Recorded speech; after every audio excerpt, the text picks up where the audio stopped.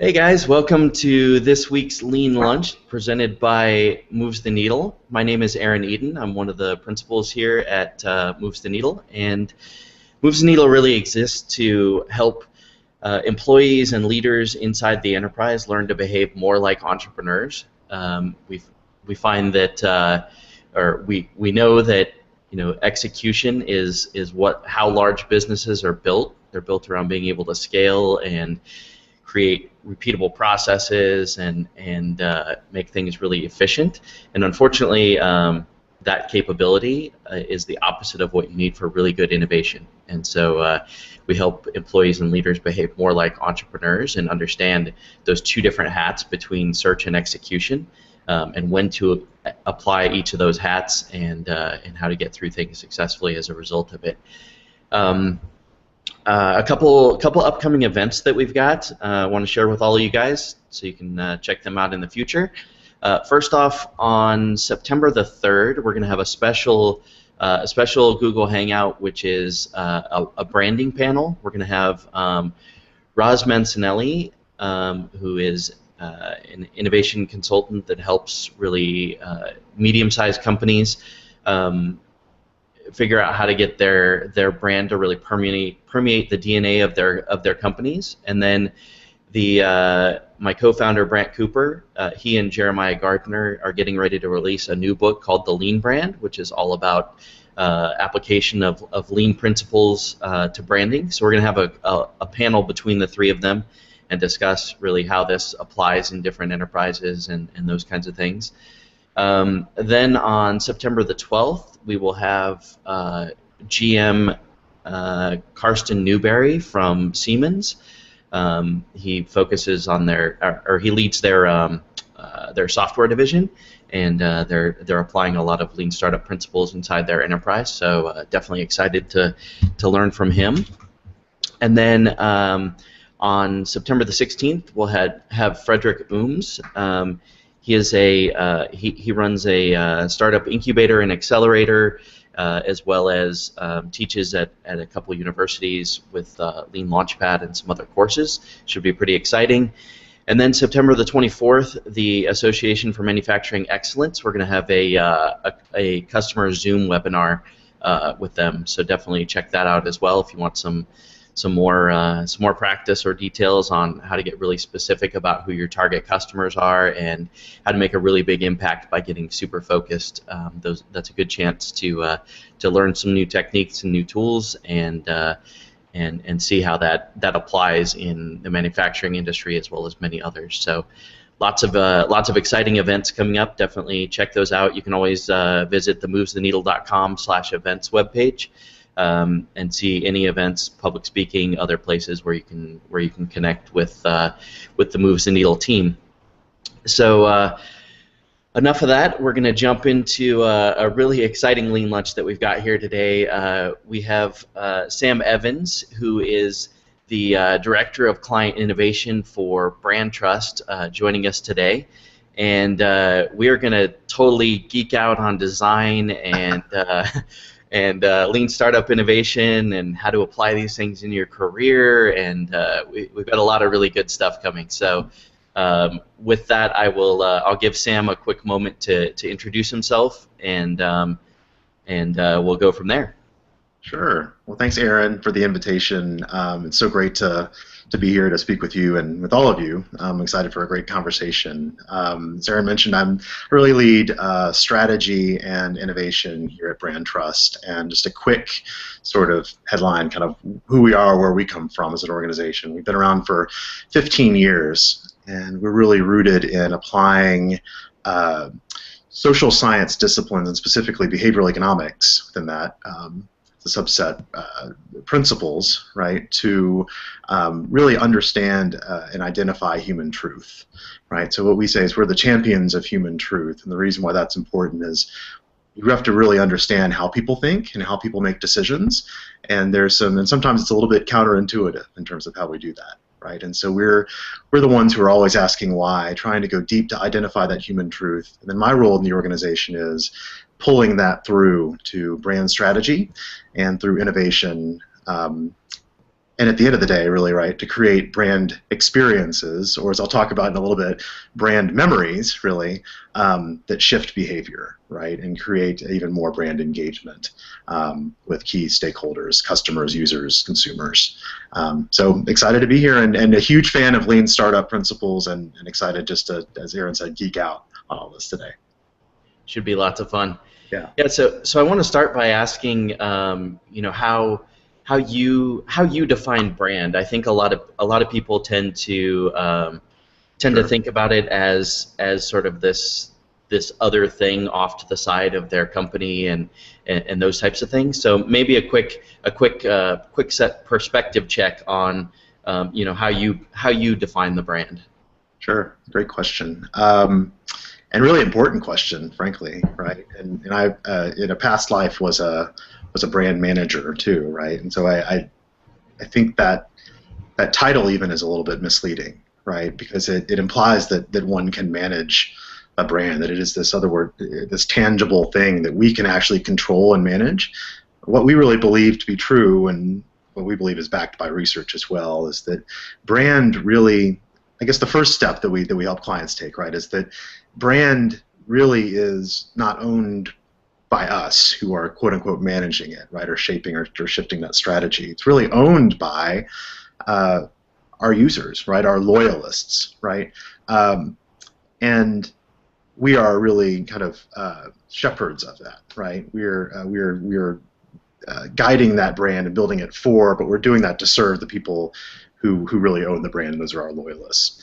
We would take it actually a step further and say that the brand really only exists as a mental model, and most strongly in the mind of your loyalist, right? In other words, the brand is actually a collection of memories and key foundational elements, or DNA, that allow us to make really quick decisions, right? To thin slice quick decisions, and it's all rooted in emotion. What we know about emotion is that emotions are important because they're heuristics, right? They actually are shortcuts that lead us to sort of where we've stored brand experiences, right? So they allow us, that's important because they allow us to make decisions faster, and we have lazy minds. So it's really important to uncover the brand. And I'll stop geeking out in a second. You know, it's dangerous. I can go on forever. We talked earlier about maybe this should be an 8-hour thing. Maybe we could have a hangout lock-in, right? But clients come to us and they typically ask us 3 questions, right? What's our brand about, really? And by the way, we've done a ton of research. We have a ton of data, but we don't really understand what it's about, right, at the core. So what is our brand about? Can we stretch? Can we grow it? Can we extend it? Can we create some big leaps, right? And how can we do that, right? How can we do that in a way that's authentic, right? That's not in a way that sort of is taking that next step without risking too much, which is part of why I love Lean Startup too. So that's a lot. Yeah. Interesting. Can you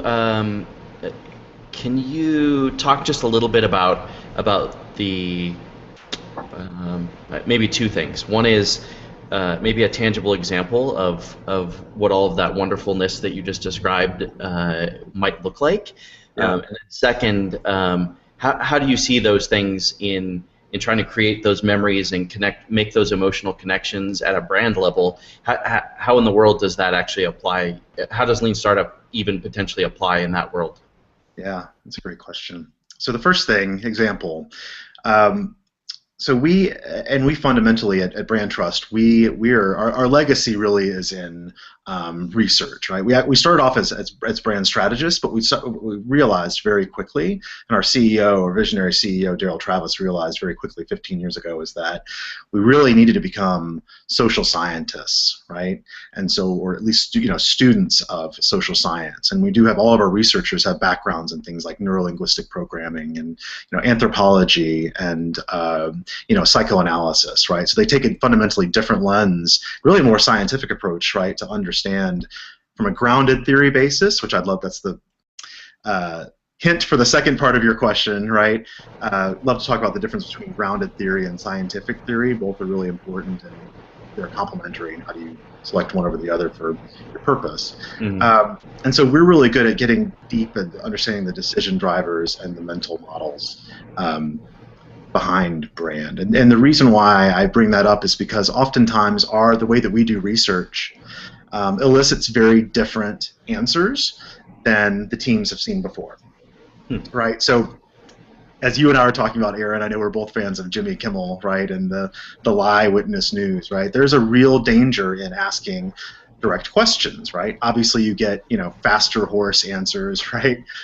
Better Discman answers, right? And that's for several reasons. The biggest reason is that we don't fundamentally the part of the brain that actually makes decisions, which is system one, right? Which behavioral economics, father of behavioral economics, Daniel Kahneman would say, system one, right? Very fast, driven by emotion, actually makes the decisions. System two is actually very slow, and that's logical and that's rational, justifies the decisions on the back end, right? And the challenge is that the two parts of the brain, the two systems, don't even know that each other exists, right? It's like the left hand not knowing that the right hand exists, which anybody who's worked in a big company probably sounds familiar. And it sounds like it's actually true. Right. So when you ask somebody, for instance, Morton salt's a great example, right? So when you ask somebody about salt, rationally they would say, well, it's all sodium chloride. It's a molecule, like, it's a commodity. Well, interesting. Well, Morton salt actually has a significant price premium, about a 30% premium, and about 40% share of the market. Well, why is that? Well, it's just something irrational going on there. There's a power of a brand, right? And it's probably because you're using Morton salt because your grandmother used it, right? You're linking back to that brand memory, right? That's so important. So oftentimes there's a conflict between what our clients have seen and heard before when they're asking direct questions, and we do a lot of ethnography, and that's important too, to get at the how and the what. And then when we do our method of research on which we base strategy and innovation and experience design, which is all rooted in grounded theory, beginner's mind, and really getting to why. So an example of that. So a major consumer packaged goods brand came to us and said, we really want to understand what our brand is about and how we can really grow it. We have some hypotheses that we've set out, but we're just not sure. We really want to kind of slow down to speed up and understand what it's really about. And when they're asking direct questions, so when they did their segmentation, right, and their need state, all this, understanding usage occasions, right, rationally, and when you ask direct questions, their loyalists would say, I eat these by myself. I consume this product by myself. It's an individual moment. Mm-hmm. And so, which is true, right? And it's important to understand that that's true. And they extrapolated that into a strategy around really rooted in individualization, right? Rationally very true. What we found, though, is, and we'll talk about this a little bit later, even some tips and guidelines on how you can even start using some of these approaches at home, right, or at work, certainly. When you ask people when you ground them and don't come in with hypotheses, and you come in and try to understand what the truth is, and you just say, tell me a story about X, right? Tell me about an early memory of X. Tell me about a recent memory of X, right? And get them to lock in on one moment in time and probe within that. All of the experiences were in community. There wasn't a single moment that anyone mentioned of all the loyalists that we talked to that said, you know what, yeah, I was in my mom's basement and on the couch, it's 3 o'clock in the morning, and I was by myself consuming these things. Well, that's really powerful to understand, because if you were to message and craft your brand strategy around individual moments in that case, then you're reflecting reality, so you're probably not going to turn people off, right? They probably wouldn't say that's inauthentic to the brand, but you're not going to trigger new behavior, right? The emotional trigger, which we know is so important when we think about behavior change and creating habit, that emotional trigger is that sense of community. So while you're rationally and physically, consuming this by yourself, you're linking back to times with friends, times with family, and that's the aspirational emotional experience that triggers you to pick that brand over another brand on shelf. And it's really critical to understand that difference, and that impacts that one change drastically impacts your brand strategy. It impacts your design principles and opportunity spaces when you think about innovation, and it fundamentally changes the brand experience. So interesting. It actually reminds me of I don't remember where I read it or saw it, but something about the fact that the human brain can't tell the difference between a memory and something that's actually happening. Mm, And it totally reminds me of that, which is like you're trying to find opportunities to help them make that connection, and they can't tell the difference between the fact that they're sitting there by themselves and having the memory of hanging yeah. out with a group, right? It's interesting, that's right, and we really live through memory, right? Every time we walk, we don't realize it, right? But we're accessing memory to know that one foot goes in front of the other and I won't fall, right? There's muscle memory, right, that we're not even conscious of. Every time we talk, we remember the rules of grammar, right? But you're not sitting there thinking, oh, I've got to think about the rules of grammar. You're thinking of like, oh my gosh, I'm late to this meeting, right? And I see someone in the hallway, and I have to remember how to walk and talk, and um, I still haven't figured out how to walk and chew gum, but you're living through memory. And what I love is what I think is fascinating. One of the things that I think a lot of things are fascinating, but one of the things that I think is fascinating is what Daniel Kahneman talks about. And there's a great TED talk that he does on this too, and it's really featured in his one of his seminal works, Thinking Fast and Slow. He talks about the difference between the experiencing self and the remembering self. These are actually two selves. And what he posits is actually it's even more important, and what we say is to understand the remembering self, because we make decisions based on memory, right? Memories form mental models. Shortcuts are heuristics that allow us to make decisions more quickly. And so when we're uncovering the DNA of a brand, we're really saying we're uncovering the mental model or the memories of experiences. And what's interesting is the experiencing self, when you're experiencing something, say a family vacation, right? You're experiencing every moment, and there's not as much hierarchy to the moments, right? Because every touch point is important, because you're right there, you're in it, right? You can feel it, right? On the other hand, so you're experiencing when you're having a nice glass of wine with your wife in the balcony, and the kids are asleep, and it's wonderful, and you're also experiencing the wonderful times at the pool with your kids, but then you're experiencing the time when your kid threw up at the dinner table at the restaurant, and they're throwing a huge fit, and that whole negative piece too. That they're all part of the experience together. When we think about the remembering self, though, we don't have the capacity to remember and to retain every single touch point, and certainly not without a sense of hierarchy, right? So what Daniel Kahneman has found is that, and posits, and we would absolutely agree, is that not all micro moments are created equal, right? In other words, in any given experience, what you really remember, what you retain, are the peak moments of emotional resonance or valence, right? And then the end is really, really important. It's called the peak end theory, right? So what's interesting is, and what I found to be a challenge is in working with design teams, is that we oftentimes are tempted to go through experiences, and certainly like ethnography works this way, and we do a lot of ethnography, and it's really important. It's hard to get a sense of hierarchy in that situation, though, right? Every touch point can be optimized, right? And so you end up, trying to sort of, our clients are trying to kind of boil the ocean and make this perfect product that when you go to the reality of business, right, we have limited resources, we have limited time, and you have a limited ability to stand for something as a brand and be differentiated, right? You can't win on every parameter, right? And so if you understand the difference between the experiencing self and the remembering self, and you really understand what's important, what is most important, in other words, what most stands out about that brand experience in their memory, then you can understand how to really drill deep into those moments and understand what's working, what's not working, workarounds in those moments, right, and how that makes them feel, most importantly, and craft your design around it.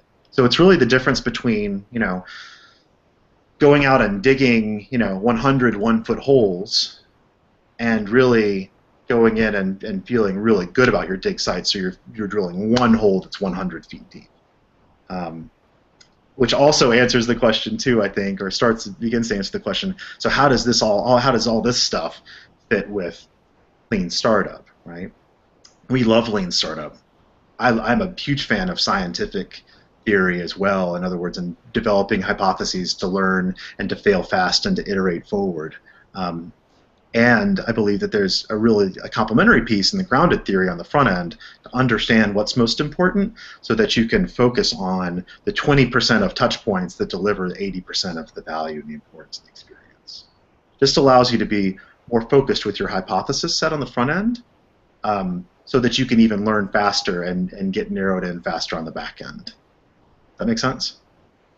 Yeah, definitely. I think it aligns really closely with with what we teach in the corporate environment. I think there's two subsets underneath that, right? So if you're launching a new product or trying to create some sort of new experience, whether that product is something that's for your customers outside of the corporation, or your product is something that's for other employees inside the corporation.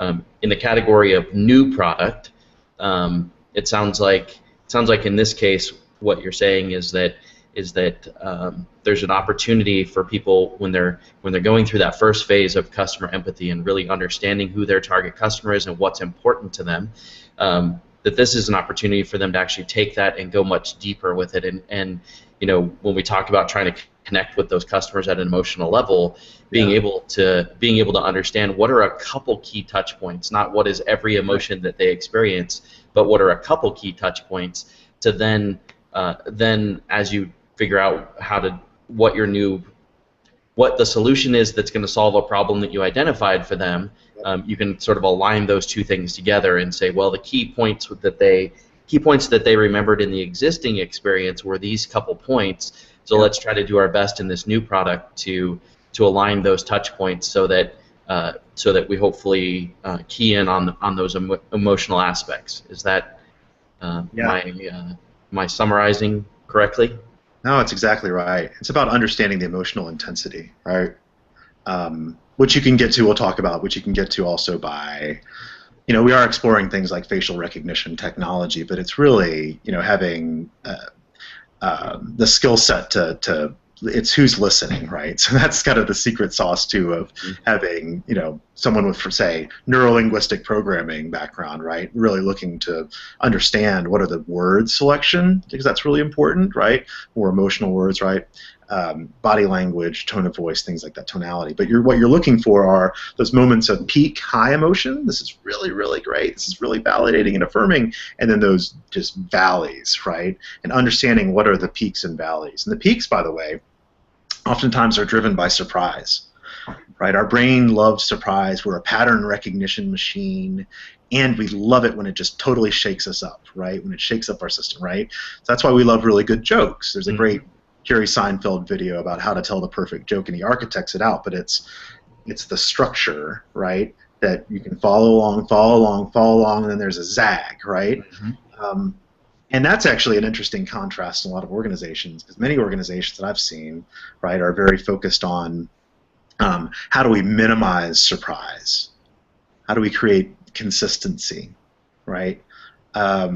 Versus making surprise. So I did work in a prior life with a major quick service restaurant chain, and I remember one of the first times we were going there to talk about creativity, creative thinking, and with the R&D organization. And right before us, there was a gentleman who was really smart and great with QA, quality assurance, right? And so he showed this big map, this big diagram of a blueberry muffin, and he said, "We are so proud that we will make sure that there are exactly something like 13 blueberries, and here's exactly where they are, and all of this, and this consistent pattern." And we got up there and said, "Thank you so much. That was really enlightening, and we couldn't disagree more." And we got into this conversation, and we said, there should be 5, and sometimes there should be 30, and it should be more artisanal, and it should feel handcrafted and special and surprise. And when your daughter draws you, and my 3.5-year-old daughter draws me a picture, I'm not like, well, that's not really to spec. I'm like, that is fantastic and unexpected and surprising.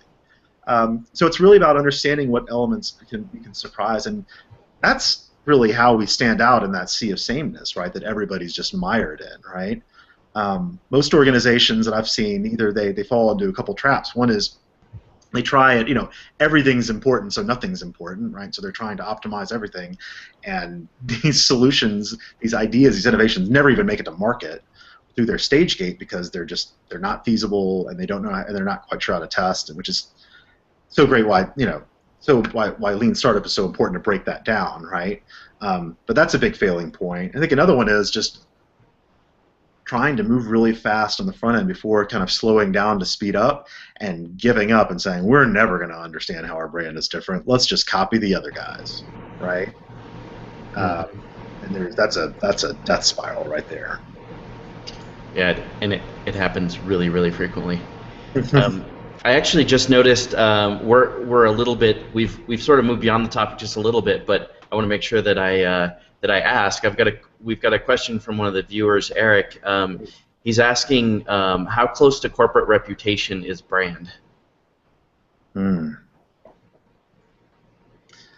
I feel like they're the same, personally. And I actually have a background. My first role, I was a journalism major in college, and then I worked in reputation management for an interesting organization called Public Strategies, a really fascinating organization, brilliant people out of Austin. So former politicos, right, and guiding reputation for big organizations. And I view it as, so I've seen it on both lenses, right, and then I've been in even the CPG environment as a brand strategist and brand manager, and then on the innovation side too.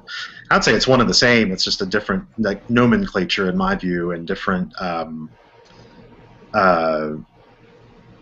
different audience, different stakeholder groups, right? So oftentimes when we're talking about corporate reputation, we're thinking more about external stakeholders, and whether that's regulatory officials, right, and key influencers, right? So politicians, right?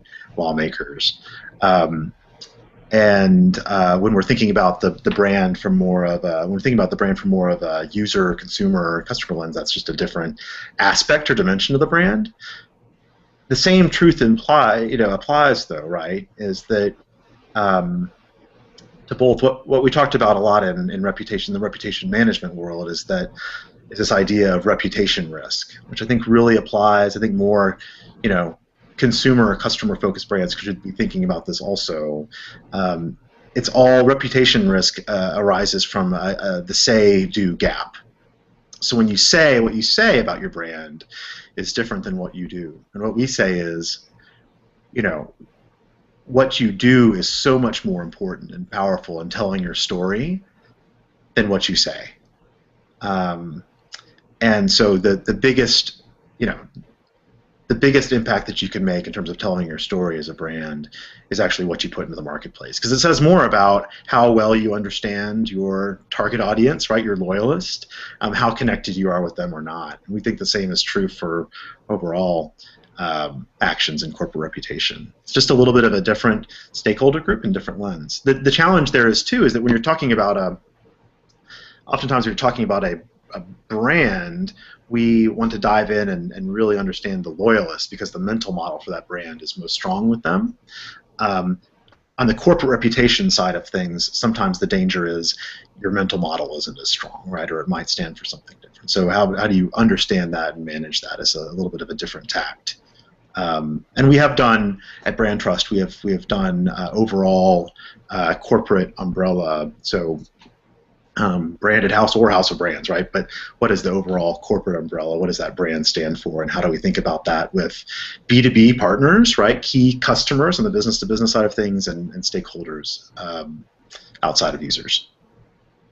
Interesting. And you just made me think. How does this theory apply in a B2B environment? It seems like it seems like a perfect fit in a B2C, but talking about trying to create an emotional experience for another company. What does that look like?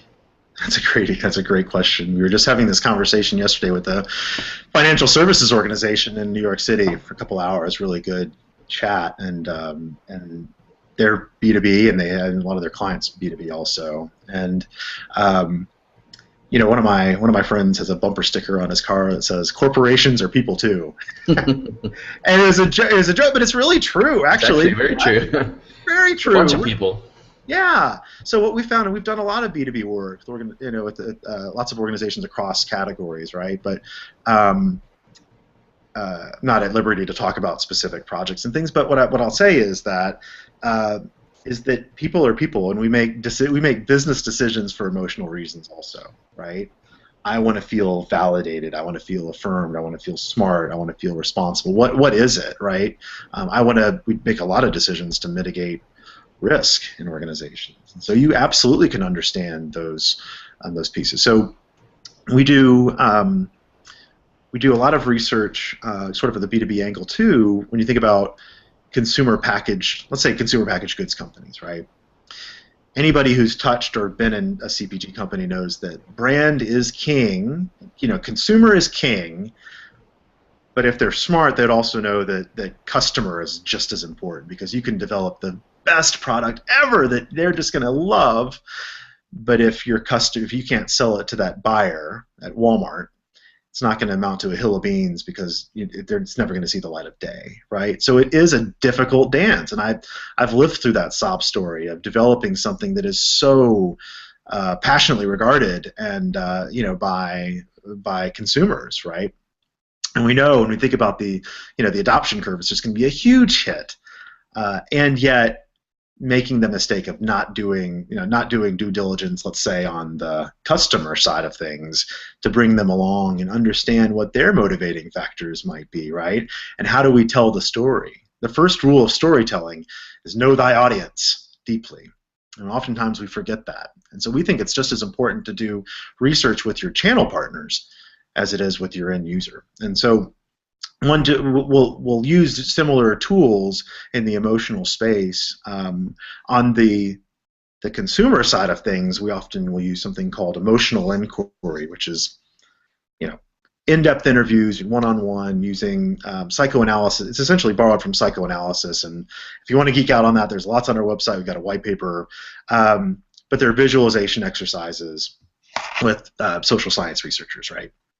On the B2B side of things, you've really got two objectives, right? As a client of ours, our clients have two objectives, and that one is we want to uncover the truth, and the second piece is we'd like to sell them in the process, right? We want to build that positive momentum.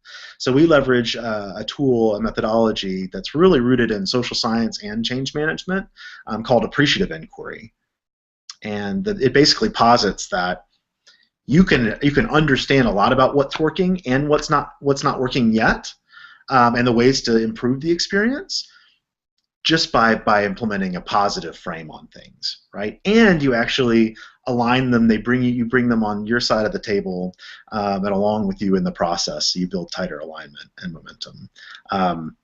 But sorry, that was a long, rambling answer, which you should expect from me. The short answer is, corporations are people too, and we have to understand our B2B partners on an emotional level as well. Got it. And what do you mean when you talk about putting a positive frame around it?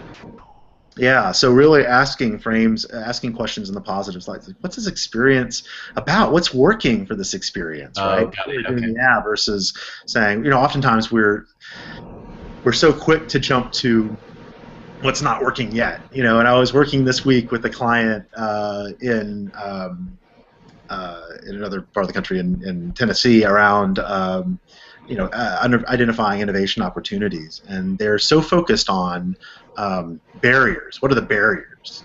And it's important. It's important to, I shouldn't say that with furrowed brow, because it's really critical to understand barriers, right? I love it. I love constructive conflict, and I love understanding what's not working. Let's hash that out, man. That's great. Let's put on the gloves and figure it out.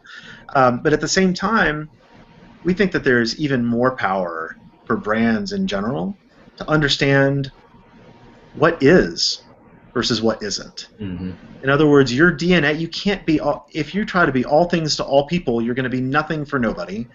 And so understand, what are those three things that your brand is really about, and own that, plant that flag and just go with it, right? And don't try to be, if you're premium, be premium. Don't try to be value too, right? If you're, really know what you're about, who you're serving, what they need, and really root in what's working. It's interesting. I wonder if actually what you just described, that difference between talking about what's working well and then talking about what's not working, if oftentimes you potentially are actually, when you're when you're engaging with the client, not with the end customer, but when you're actually discussing it with the client, I'm wondering if a lot of times you're actually ending up in the situation where you're talking about two different customer segments, right? Where you're talking about one customer segment where things are working really well, and you're talking about another customer segment where things are not working well. And if you focus all of your time on trying to fix things for the people where it's not working well, you're missing huge opportunities to delight the customers where it is working well and really go beyond. Yeah, what we believe is that there's a lot, and this is a big bone of contention with clients at first, right? We do believe in talking to lapsed users, right? Absolutely. Right, and that's important. We believe, though, that if we were to place our bets, we would put them more so in the camp of speaking with loyalists. And the reason is, when you think, so if the brand is really a mental model in the mind of your user, where is that mental model going to be strongest? Well, the user who knows you best, right? Right? Would you, if you were to ask, if you were to play a game show of like This Is Your Life, right? And they were to invite somebody, a woman that you'd been dating for a month, right on, versus your best friend that had known you for 30 years. Who do you think is going to be able to say more about you, right? What you're great at, why you're a jerk, right? Why they came into that relationship, why maybe they left for a while, and why they've come back, and why they choose to stay with you and be your friend, right? Mm-hmm. We believe the same thing is true for the loyalist, absolutely. You're going to learn the most from them, yeah. Yeah, and so there's huge power in understanding what's working. The other thing is, so a lot of most organizations, right, most just business people, and I've fallen victim to this for sure, when we think about barriers, right, oftentimes what are we relying on? Direct questions, right? Mm-hmm. So we get things like, convenience and, time and money and health, right? Oh, we've got to improve the health and wellness of our product. We need to take calories down and fat down and do all this stuff. What's interesting is when you speak to loyalists, if that product is delivering on their desired emotional experience, and you think about the Maslow's hierarchy of needs, if it's up here in sort of actualization, right, and making them who they want to be, even above how they want to feel, if they feel like they're who they want to be, then oftentimes brands get a total pass on price, right, on health, right, on all of these things, right? Convenience, things like that. Emotional time is different than rational time. Emotional health is different than rational health, right? There are no qualms if you're delivering that. So we say is you've got a couple different levers you can pull then as you look to lapsed users. You can listen to what they're saying, and you can take 100 calories out of it, right, and to reduce the sugar, right, 6 grams. And don't get me wrong, that's great. You're probably doing a great thing for society for doing that. That's awesome. Or maybe it's an and/or, right? You could also understand what the emotional experience, how that brain is connecting with its loyal users, and you can think about, challenge statements of how might we create that emotional experience, that bond among those who are lapsed. So if they're feeling that, if it's delivering on that level and that registering there, you're probably going to get a pass on some of the rational barriers. That's really powerful. And we see it all the time. We've done work in understanding the drive-through experience and healthcare experience and retail experience. We had a major retailer who came to us and said, we're concerned about our price, and what we've learned is, and all of our clients are concerned about price, and when you use these methodologies, what you find is that it's never about price. There's value, and there's different pieces of that there, right? But that price is actually not really the critical determining factor that we always think that it is, right? An example would be, just think about millennials, right? Historically super skeptical of like luxury brands, and they're spending less. There's a sharing economy, all of this, right? And so big challenges, right? So they're spending less on luxury brands, but what are they spending more on? Technology, right? Why do they all have iPhones and iPads, and why are they buying all of these apps and things? And they're spending their time or resources there too. Mm-hmm. It's because it's making them who they want to be, right?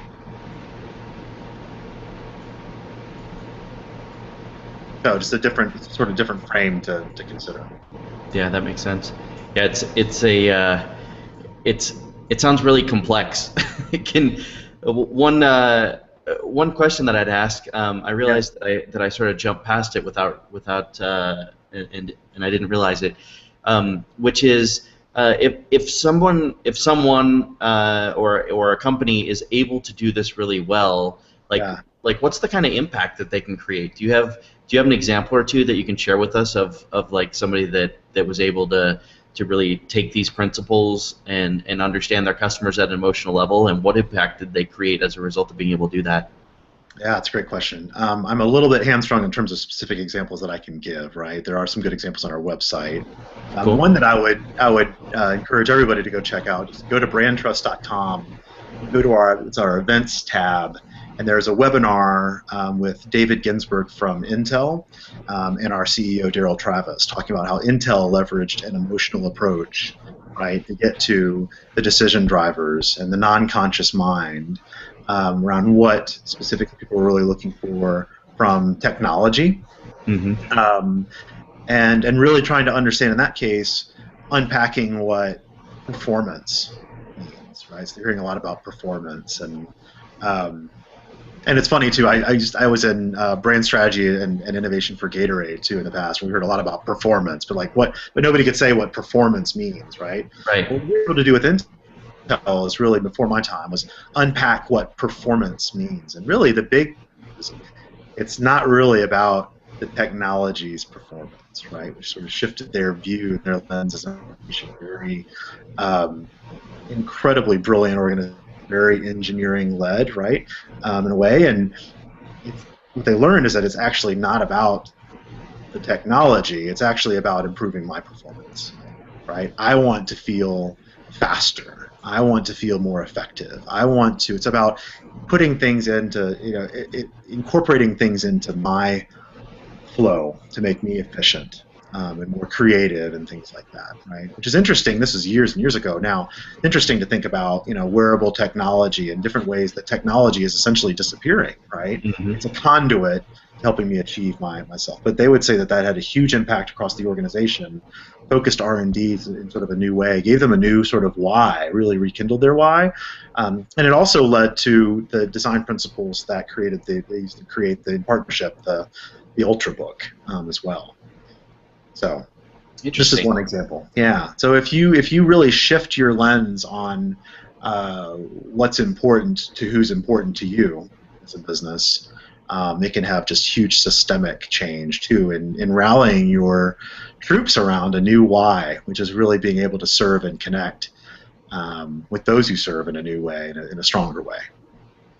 That's really powerful. The thing that I take away from that is that, my mental model, as you were describing, brand and how these things apply at a product level, sort of my brain was down at a product level, and I think in what you just described, in that you can actually create a solid vision for the company or for a product based on those emotional pieces, and really leapfrog where you are as a company versus just hey, we now sold more of this product, or people like this product more than they did before.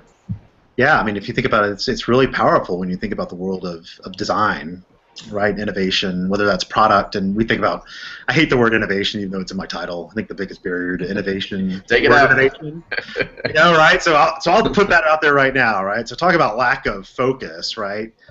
Is it about, product or package or communication experience? Is it disruptive or close in? It's all of these things.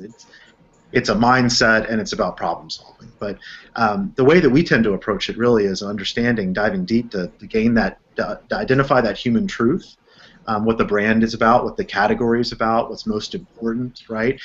Drilling down into that focus, so finding those touch points that matter most, and then drilling really deep within those, and really building deep user empathy in those specific touch points, right, from an emotional lens, and then layering on the what's working, not working in that moment, right, to understand what are some of the tactile things, right, what are some of the things that are actually cueing that, right, emotional experience, but doing the emotional piece first, right, and getting to this interesting combination of emotional and sort of physical, actual design principles, right, to pull that through into into design to understand what's most important to hierarchy, which is also really helpful for teams too as they go through commercialization, because oftentimes we are overly, and there's a big bias and challenge too, we're overly optimistic as individuals, right? Especially when we get passionate about something, right?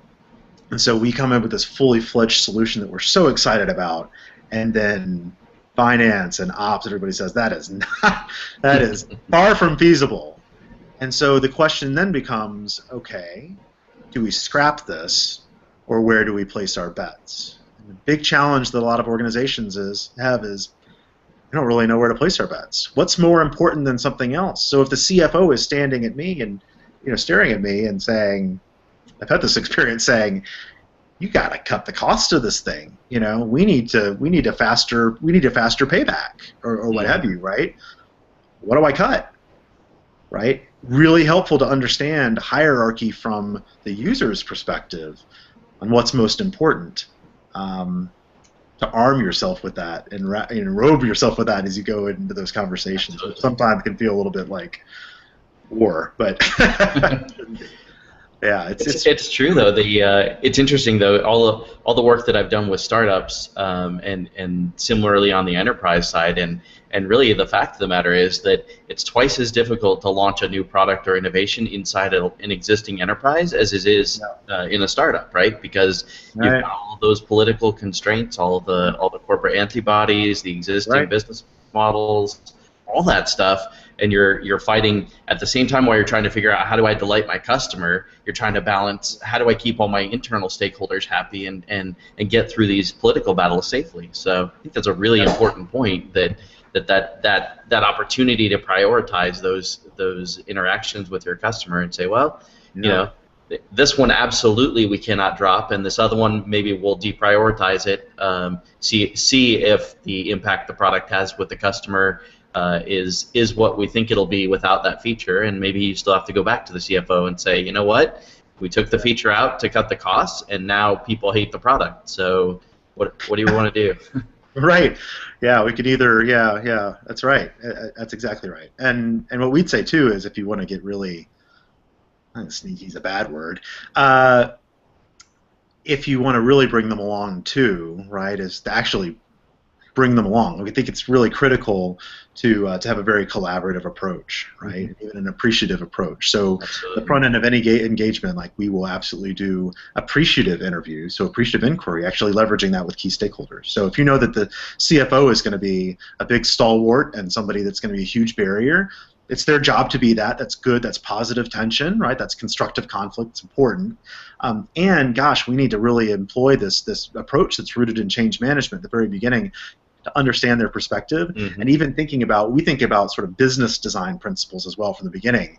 And we know that creativity loves constraint, and we want to identify those constraints very early on. So we do that. We also do, there are some techniques that you can do around what we call live knowledge mapping. So really getting everybody in a room, allowing them to thin slice, and asking some critical questions, mind mapping around why do we need to understand this, right? Who's our target at the end of the day? What have we been doing? Like, what's our legacy in this? What are we doing now? What's our vision, right? And even competitive set. What's the category about? And really diverging to get a bunch of perspectives, and really asking them to thin slice too allows them to, without realizing it, sort of give you hierarchy of what's most important to them. And then converging down into sort of what we've built as a canvas model, right? To come out with a learning plan and an action plan. But it brings them along in every step of the process. They feel ownership. And so you are able to have this conversation in a different way, certainly in a different tone, around what's most important, if you've done a really good job of kind of socializing with them. At Brandtrust, we tend to think of ourselves really as sort of strategy Sherpas and insight Sherpas, right? We can't, if our clients are the ones who have to carry this forward, right? We can get to the point of sort of design, right, and even creative execution, but not activation. You're the ones who are really activating it. You have to own it. You have to come to the epiphanies yourself. And oftentimes, the CFO, the chief sales officer, these people, the CEO in some instances, they need to come to those epiphanies on their own too. And we need to think about how we kind of lay that trail of breadcrumbs to get them there, right? Without telling them, here's the deal, up is down, right? Because sometimes truth is inconvenient for strategy, right? Yeah, that's really, really important. One of the things that we often coach teams on is the fact that that their internal organization is the product, right? And they need to figure out how to hack their organization to make whatever they're trying to launch work, right? So whether that's rolling out a new innovation program across the company or whether that's launching a new product, either way, you apply exactly the same principles that you apply with your customers to your internal stakeholders. You get empathy for them, understand what's important to them, prioritize those things, and figure out the best way to create something that solves problems for them just as well as you solve problems for your customers. So if you can connect those things together, you can be super effective inside the organization because instead of having these political battles, you actually treat them as a customer, and you've got them working with you the whole time instead. I love that point that you brought up. I think it's really, really critical for anybody inside the organization to understand that you actually get 2 for 1 in learning how to apply these principles effectively. Right. Well, I mean, empathy is certainly the core of systems thinking, right? Which is perspective taking, right? And so, whether you're thinking about the model of desirability, viability, feasibility, right? Thinking those different lenses, and we think about and it's similar, right? Is for any innovation to be truly, if it's all about creative problem solving, right, a creative approach to a true problem, that problem has multiple dimensions. You need to be solving a problem for your user, right, for the business, and for your key stakeholders or channel partners too, right? So it really needs to operate at that. If you think about, I'm a super nerd for this stuff, but if you think about a Venn diagram, right, it's really at the center of that. And sometimes we tend to jump to the part that's most exciting to us. Either we jump to the user part, right, and our right-brained comrades are thinking, oh my gosh, this is so great! It's such an exciting solution. I'm so pumped about it. Mm-hmm. But they're totally disregarding, well, is this going to address our business? Is this really viable for the business? Does this fit the business that we're in? Like, what business are we in, right? And then, is this going to be something that's actually feasible? Can we actually get this through to market, right? Or we think of it completely the other way, right? One thing that makes me just absolutely cringe is when I hear organizations saying, people say, we've already figured out where we want the brand to go. We just need to figure out how to get them. Now we just need to figure out how to get the user there. Like, we've cast this vision for the brand. You're like, you don't cast the vision for the brand. They do. It's about them. And, here's what's good for the business. Here's how we can boost margin. Now we just have to figure out how to back into it. You're like, oh my gosh. Good luck with that. Right? It's distressing. So, but you do have to think about those 3 lenses, to your point. Absolutely.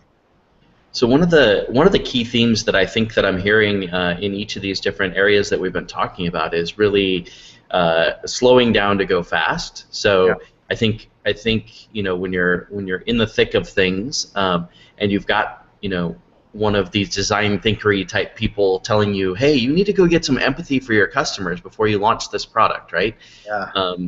That really, that slowing down, that what feels like slowing down to go and understand your customers at an emotional level ends up helping you focus so that you can actually make a bigger impact in a few key areas. And it sounds like on the flip side, when you're trying to navigate your organization internally, it's likely that in launching a new product that you just want to plunge forward and try to get it out to market and then worry about how it aligns with your strategy, how it aligns with your brand and these other kinds of things, and bringing the other stakeholders along. Yeah. It sounds like applying the same kind of thing. Slow down a little bit to really understand who are the stakeholders, what's important to them, and how can you create something that works for everyone.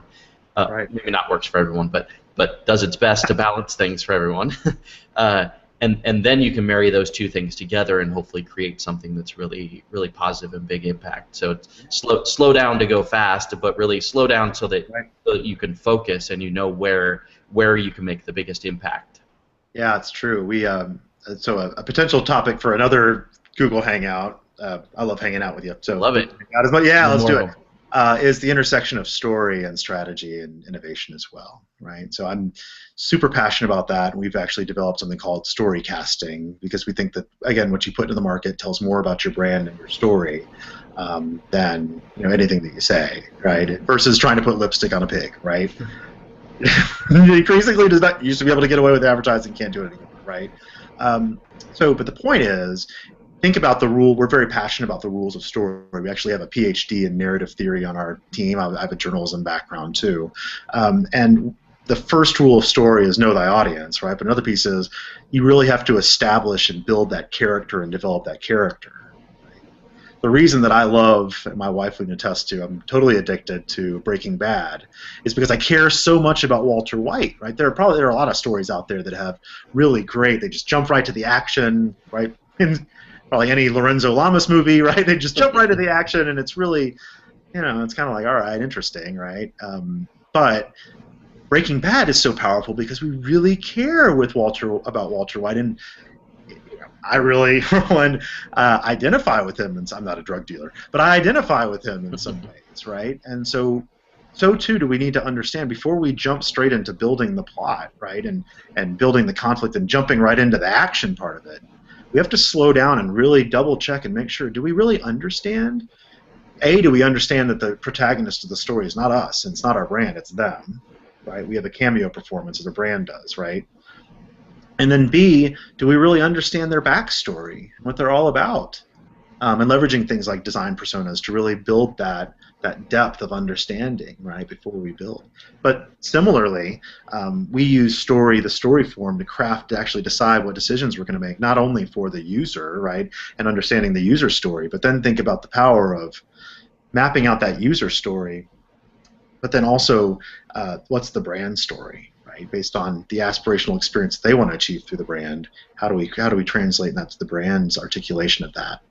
And then our strategy story as well. How do we cast that vision as a team, understand what our backstory is, what our shared story is, and perhaps there's some edginess, right, around some design personas we can even think about internally, right, certainly for the CFO, right, understanding that person's backstory and actually developing that out as sort of an archetype in it too, helps us understand how to evolve the story with them. So yeah, it is tricky, and it's sometimes challenging to get teams to slow down and take a breath. But we say is if you can just give us even 2 weeks to come and workshop some of this stuff out with you guys, and certainly a month, 2 months even to do the research, it is going to pay huge dividends on the back end, not only in terms of clarity and being more efficient with resources and faster to market. And one of the reasons you get faster market is that you're going to have more alignment with the team. If everybody believes, you know what, this idea, we need to do it because it's rooted in truth, and we believe in this truth, and that's why we need to do this, and we've aligned to this story, you're going to have a lot greater hit rate in terms of getting things to market. And we've seen this to be true. Very cool. So we've got a couple minutes left, and I want to ask just 1 or 2 wrap-up questions. So first off, all of the things that you've talked about sound extremely powerful and really important. And knowing thy audience, we have a mix on here of on Lean Lunch of folks that are somewhat DIYers and that are totally comfortable jumping in and trying new things like this, and there are a handful of folks that are totally happy bringing in an expert and having that expert kind of show them the way, right? So can you talk just a little bit about, for those 2 types of people, what are the best ways for them to get started, and then obviously on the person where they might want to bring you guys in, how might they connect with you? Sure, great. Well, we love you all. That's fantastic. We are, I am a maker at my core. I make strategy and I make trouble. Perfect. Right? Yeah, it's fantastic. Got to be a troublemaker to be in this space. Right? Yeah, breaking rules is the best. And we love those who would come to us too for help. So we love partnering and serving however we can, right? And we really believe that these methodologies really are the root of transformation for the world too, and driving better empathy, right? So for those of you who would love to hire us, we would love to partner with you to accomplish something great together. You can reach me at, you see my email here, or my name here, but my email is just simply sam.evans, E-V-A-N-S, at brandtrust.com. Shoot me a note and I'll get back to you as soon as humanly possible, and we'll do another kind of hangout. It'll be great. For those of you DIYers, good for you too in testing this out. Odds are good that you're already, the good news is, right, is that you're already engaging with everybody, that's most people that are important, right? And if you're not, please start. But please, have those, you're having those conversations, odds are good, right, with potential users, right, with your early adopters, right, with the people that are going to have to give you some funding, right, all these people, right. So we believe that you can actually understand, we know that you can use these tools even in a scrappy way to begin to understand what these people are deeply rooted in and how they make decisions. And fundamentally, what a lot of what we're talking about, we do lots of kinds of research, we do lots of kind of strategy, and and we make lots of kinds of things. But what we're talking about at its core really is about narrative pattern recognition, right? As we talked a little bit about the importance of story earlier, story is actually how we share information, how we store information, how we share it, and how we've passed on, right, oral history and tradition since the beginning of time, right? I know we've taught people how to hunt, right? Those cave paintings were the first PowerPoints, by the way, right? But oral history and story is really the key there. So, so what we say is shift the lens in terms of the conversations that you're having. It's important to have tools like ethnography, right, and some direct questions, things like that, are really critical to understand how people are doing things and what they're doing. That's really important. I don't mean to diminish the importance of that. We do a lot of that. You have to have that lens for sure. But as you're thinking about big levers to pull and what touch points matter most, dive into why, and do that this way. Sit down with them, right, in a comfortable environment, right, so not at your cube, and go to a coffee shop and just ask them to tell you stories that are relevant, right? So if you're looking at a new kind of networking application, like can you just tell me a story about what networking is all about to you?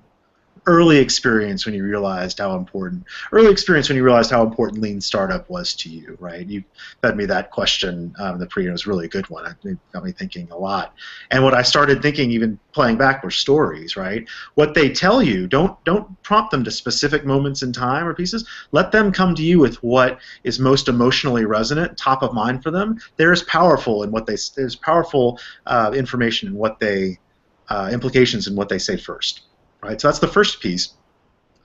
And then once you're in that moment, ask them to lock in on a particular moment in time. We store memories like Polaroids in our brains, right? So you want to kind of probe around the edges. Who was with you? What was happening? What are the sights? What are the sounds? What are the smells, right? What are you feeling in that moment, right? And then I encourage you all to go to our website too. Our CEO, Daryl Travis, has written a great book called How Does It Make You Feel? Right? But ask those questions. How does it make you feel? What is the emotional impact, right? Oh, what does that say about you as a person, right? Be mindful of things like what words are they using? Are they using really emotionally evocative words? Or are they using more flat words, positive or negative? What's their body language like? Are they engaging like this, or are they, shying away from you? Those things are all really powerful. The eye contact, are they fake smiling or really smiling, right? And then ask a bunch of people to tell you stories. Go ask 10 people, 30 people, 50 people, right? In fact, you might try and fundamentally re-envision or re-engineer every conversation that you have to just collect stories. Because we're actually, as people, we're more emotionally alike than we are different. And so if you talk to a bunch of people, you can begin to understand the patterns that you're hearing in the stories. Right? And you can begin to kind of dive deep and say, what does that mean? And start to develop some hypotheses, right, that you can then play out and leverage for design principles and things like that. Is that helpful? Definitely. Yeah, I think that gives folks a good starting point, and obviously there's a lot of research and a lot of work done in this field, and if they're just getting started, this is just scratching the surface, but always want to try and leave people with something tangible that they can actually go and apply for those DIYers. So thank you very much. I appreciate that. Hopefully you didn't give away too many top secret top secret approaches there. No. And the other thing is too is that that's one of our core parts of our brand at Brandtrust is that there was a great Seth Godin actually blog today about how authors celebrate other authors, which I really loved, and that's actually core to our brand at Brandtrust is that we celebrate thought leadership and we celebrate how others are doing it. We just want to fundamentally be in service to society and the world, and it sounds kind of overarching, but it really is true. So I believe on our website there, yeah, there's a list of books that we'd recommend. Certainly, I'd encourage everyone to read things like seminal works like Thinking Fast and Slow by Kahneman and Predictably Irrational by Ariely and other books like that are helping us shift the way that we think about how people think. We believe that's really important. Awesome. Well, we need to wrap up, but thank you very much, Sam. Really appreciate your time today, and I think there were some really valuable nuggets there that I'd love to hear back from our viewers as you apply these techniques. Reach out to Samurai, let us know how it's going. Love to hear stories about situations where you were able to use this to make a positive impact in your company. So thanks again, Sam, and look forward to talking to you again soon. Yeah, likewise, and thanks everybody. Feel free to reach out. I'm more than happy to coach and encourage and learn from you too, and what's working for you. So thank you. Beautiful. Thanks, Sam. Talk to you guys next week. Thanks.